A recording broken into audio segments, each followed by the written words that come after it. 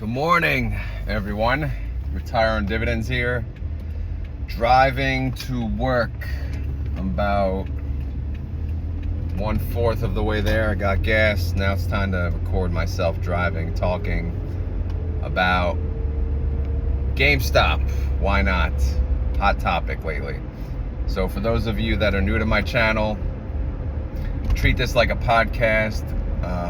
It is a podcast. It just happens to have video with it. So basically, this is the only time I get to, I'll say, shoot the shit and talk about whatever. And that's during my drive to work. So I have an hour commute. I drive to the office, 2 days a week. I have an hour commute one way, each way. So 2 hours commuting 2 days a week, which isn't too bad considering, way back in the day, it was 5 days a week. So, it's, can't complain.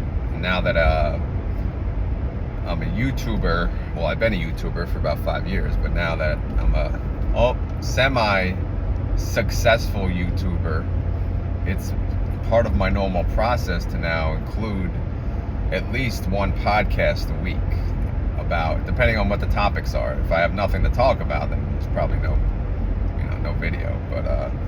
But this today, I want to talk about GameStop and what's going on because I used to be very involved with GameStop and AMC, way back in the day.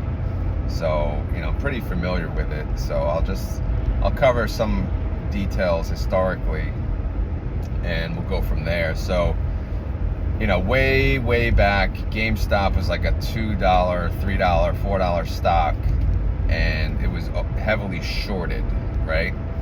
So for those of you that don't know what shorted means, is there's basically funds, fund managers out there that their job is to short stock, which is a joke, to be honest, if you ask me, because they basically put people out of business. A lot of public companies that aren't doing well, or they think aren't doing well, they try to push their stock prices down, essentially making them, bankrupt, making them run out of money and having to fold. Granted, it's an opportunity for them to get rid of bad companies that really aren't doing well and are no good for investors. So maybe that's a purpose for them, but for the most part, like, you think about a company like GameStop or AMC, these are just, everyday stores that, they would be suffering right now for sure, but the fact that being shorted on top of it, it doesn't help things. But what is shorting? Shorting is basically, someone borrowing the shares that you own, selling them on the market, and then buying them back at a lower price. All right? So when you own your shares through a brokerage, you don't actually own them. The brokerage owns them, right? So, and that brokerage lends out your shares, and they lend them out to, I don't know, hedge funds, whatever the type of fund managers are, that's short. I guess anyone can short. And they lend them out to them. And what they do, these fund managers, is, they basically, they take your stock and they sell it right away. They sell it. I don't know if it's right away, but they sell it, and they sell it hoping they push the stock down. And then once they push it down, they buy it at a cheaper price, and then they give it back. And that's how they make money. And that's how they push down the stock even more and more and more. Again, I probably didn't explain that completely perfect, but that's basically the story behind it. It's borrowing shares of something, selling it, and buying it cheaper. All right? So, what happened the first time around with GameStop? Basically, GameStop was shorted to hell. It was a $5 stock, whatever the price was at the time. But the difference is, there was a community on Reddit, GME, I believe it's called, /GME, and they were basically video game nerds that invested somewhat too, and they love GameStop. But there was some type of hedge fund manager, whomever, he opened his mouth in the GME Reddit community. I don't know if I said Discord before, but I meant Reddit. Talking crap, saying your company's about to go bankrupt, buddy. We're shorting it. And that made the community team up, get pumped, and say, oh yeah, you want to bet? And basically everyone and their mother in that Reddit bought up GME shares. Bought it up. And when they bought it up, the price of GME was rising. Okay? And the problem with that, if you're shorting the company and you sold your shares and you have to buy them back cheaper, and that cheaper never comes, you're going to have to buy them back more expensive, more than what you sold them at, which would cause you to lose money. And that's exactly what happened. So they were stuck with their pants off, basically. The Reddit community band together, bought GME, a lot of it apparently, and the hedge fund managers, as stubborn as they were, it seems like they didn't, they probably thought they were bluffing, and GME just kept going up and up and up, and sure enough, eventually the fund managers had to buy their shares back. And GME at the time went up to $500, which was complete insanity. So a lot of people got rich off of it, including some guy named Roaring Kitty.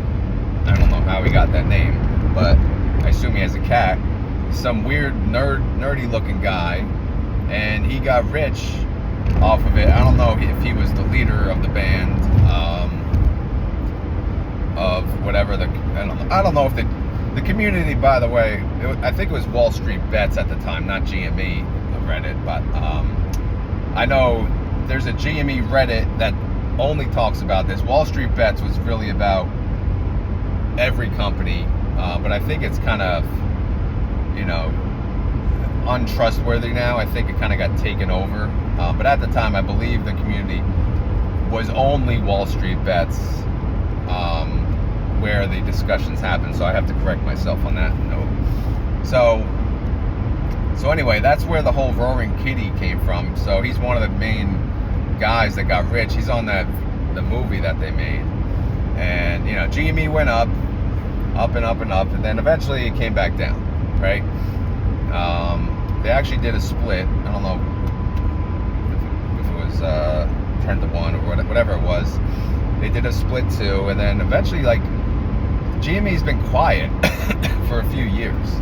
It was even down to $16. So, but over the past few years, these GME holders, a lot of them, they never sold. So they never took profits. So in their eyes, they never sold these fund managers the shares, which means they don't think they covered. They don't think the fund managers ever bought back the shares that they had to, that they were borrowing. So again, in the community of GameStop, in the AMC community, they think the game is still on. So what they've been doing is, in order for them to not borrow the shares, sure, you can tell the brokerage, don't lend out my shares. But again, do you believe that's going to happen or not? Who knows? Nobody knows. So what everyone did is they actually direct registered for their shares themselves, and that's through computer share. So, computer share is basically the step in between, Fidelity or whoever the brokerage is and the actual company, like GameStop. So if you direct register your shares through computer share and buy shares of GameStop, the actual shares are in your name. So there's no way that they could borrow those shares. So the reason they were doing that is they wanted to make all of the shares only available through computer share. And if they can get that percentage up to, I don't know, say 50% or whatever it is, then they can prove, I guess, to everyone, the community, whoever, that they are borrowing, because they think they're borrowing more shares that even exist. So by them direct registering, I'll say most of the shares of GameStop, what they're saying is there's no shares to borrow, right? We're not selling.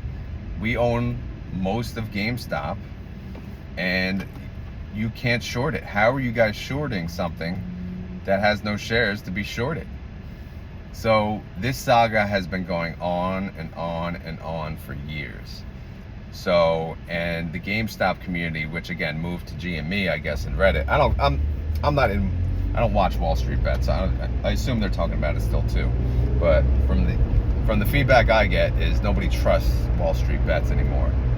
But so this GME community, they're saying, I'm not selling until I get 10,000 a share. I'm not selling until I get 100,000 a share. And these people are serious. These people are dead serious. So they kept buying and direct registering shares of GameStop over and over and over again. I was doing it too, I'm not gonna lie, but I eventually got out, and I was like, you know what? My thinking was, and they're gonna hate me, the community of GameStop will hate me for saying this, but I wanted my shares, if any, to be through a brokerage in case I wanted to sell right away.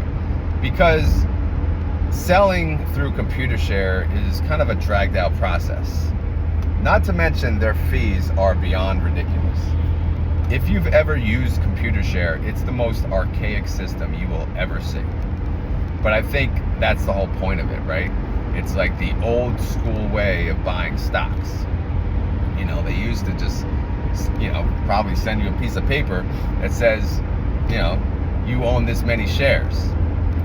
And I think you could actually do that through them. I've never done it, but I probably should have. Now that I'm thinking about it, that way I would never have sold. But yeah, so this was continuing, and people weren't selling and selling. They weren't selling. So, and yesterday, or over the weekend at least, I guess, I don't know what happened, but Roaring Kitty is back. I don't know where he went, but he's back on Twitter. And somehow, I don't know how that correlates to GameStop, unless he has that much money that he just bought shares and boosted up the price. But either way, GameStop is having another short squeeze. It went up like 70%. It was up over 100% yesterday. And I looked at the pre-market this morning. It was up another 40%. So last time it went from $5 to $500. This time it was at like 16, I think, when it started. So who knows where it'll go, right? Me personally, what am I doing? I think I own like 140 shares in my wife's Roth IRA. Unfortunately, I sold 120 of them yesterday. I wanted to, collect the money while I can. And I was actually going to make that account just a crypto account for retirement. But I thought it was going to be like more of a one-day thing, but I think I'm wrong. I kept 20 shares just in case. And clearly, I think this could be something really big. So is it too late to buy? I don't know. It could go up to something crazy. You never know, because people have to realize if this is really shorted as much as they say, then these fund managers, these hedge funds, whatever, they're going to have to shell out some money. But again, in my mind, it was always like, that's never going to happen.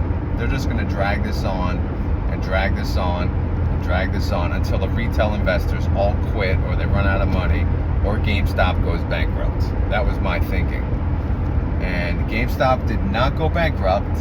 GameStop is still somehow in business, even though nobody even, my son has an Xbox. I don't know anything about Xbox, but I know it doesn't take CDs. Like when we buy games, it's online. So there's literally no purpose to go to GameStop, in my eyes, at least. I don't understand. I mean, I used to love going to GameStop when I used to play, video games when I was a teenager. But, it's a cool store, so I can imagine people still enjoy it for that reason. But how are they actually making money? I mean, I don't get it. But maybe it doesn't matter, because maybe they are in business still because of the people, the loyal people, the diamond hand, crazy people who are willing to hold no matter what to become rich, right? They want to make what they call it wife-changing money. Not life-changing money, wife-changing money. And they are dead serious. And they're dead serious because they're buying their shares through computer share, right? So, again, selling through computer share, you could sell through computer shares, don't get me wrong. But it's just more of a commitment to the whole thing. It's not about, to them, I know most people say it's not about the money. It's about bankrupting all the hedge funds or whatever.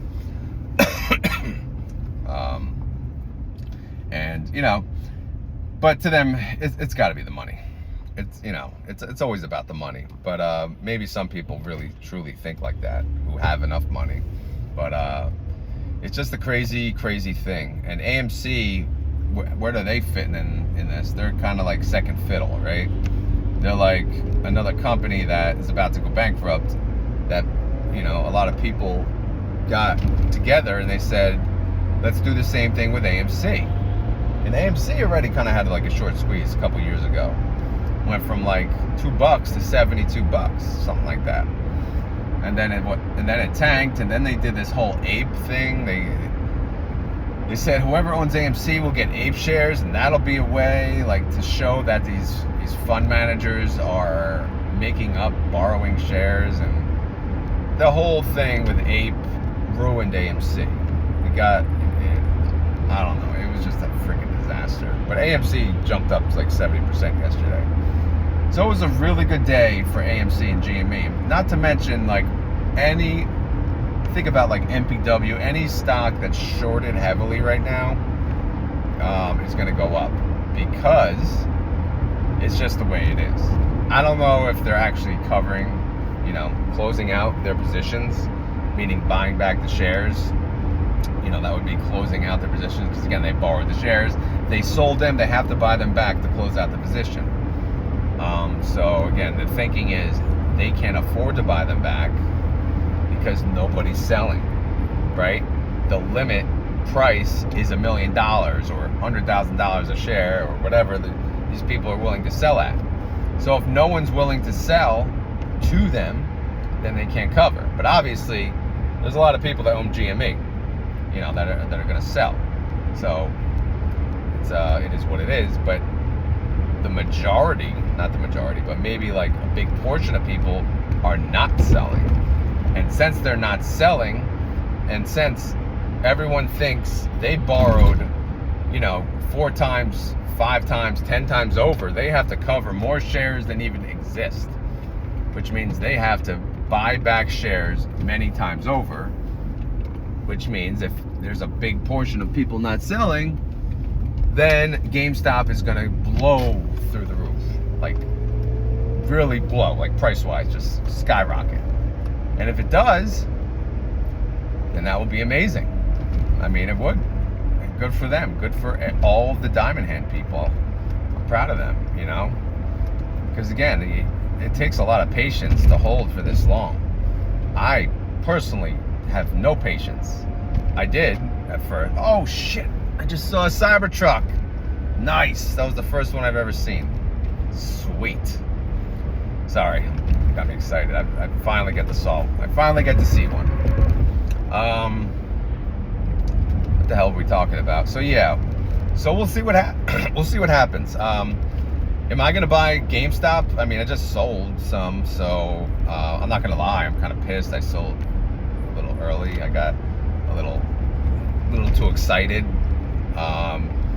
Will I buy back in? Hey, you never know. You know, because you want to ride with it. You want to ride with the train. You could buy even 10 shares, right? Because it could jump up 100% a day. 100%. 10 shares at what, $30? You can make what, big bucks there. Another 300. Who knows? I don't know. So that's the story on GameStop, man. It's just nuts. It's really nuts. So just watch it. If you don't want to, it's very volatile too, because if you do options, one thing I always talk about is options. Their implied volatility was over 200% yesterday. So if you sold a put on GameStop, you can make a lot of money, but you could also lose a lot of money. I know we talked about Ulti. I talked about it in my video this morning. Ulti had GameStop. Ulti owned GameStop last week. They freaking had a call that expired and they got assigned. But when I ran the holdings on Saturday, they didn't show yet, so I thought they owned GME outright with no covered calls. Sure enough, they got assigned Saturday, and it did not reflect in the holdings, because when I checked the intraday trades yet last night, no trades of GME, and then I checked the holdings this morning, no GME. So yes, they did get assigned over the weekend, and unfortunately, Ulti does not own GME anymore. And that sucks, but they own a whole bunch of other shares that, guess what, are heavily shorted, so they went up. Ulti went up a lot yesterday, and Ulti's probably gonna go up today. So that's good. We like that, as a YieldMax, YieldMax owner of Ulti. But yeah. So that's the summary on GameStop and all that. It's crazy. Because these people, they are dead set on making like 1,000, 10,000, 100,000 a share. And is that even remotely possible? Is it? I don't know. I'm asking you guys. Who knows? If it is, maybe just buy a few shares in case, right? Imagine $100,000 a share. But yeah, that's crazy. But anyway, guys, that's it. That's all I got. This is not financial advice. I'm not at work yet, but I think I'm just gonna cut it there. Just make this video about GameStop. Maybe I'll do another one tomorrow for tomorrow's commute, which is more focused on high yield dividends again. But this is not financial advice. I'm not a financial advisor. This video is for fun and entertainment. So hopefully you had fun and were entertained. If not, I will try better next time, okay? I will. And yeah, let me know if you have any topics for tomorrow's commute video, and I will try to bring them up. But I appreciate you guys watching, this long into it. But if you did make it this far, I got a key word for you. It's Cybertruck, baby. I'm happy I saw a Cybertruck. First time. You don't see many of them because obviously there's not many out, it seems. It's just people on a waiting list. But yeah, I saw my first Cybertruck, so that's the keyword today. All right, I'm out of here. Thank you for watching. I will talk to you guys tomorrow. Later.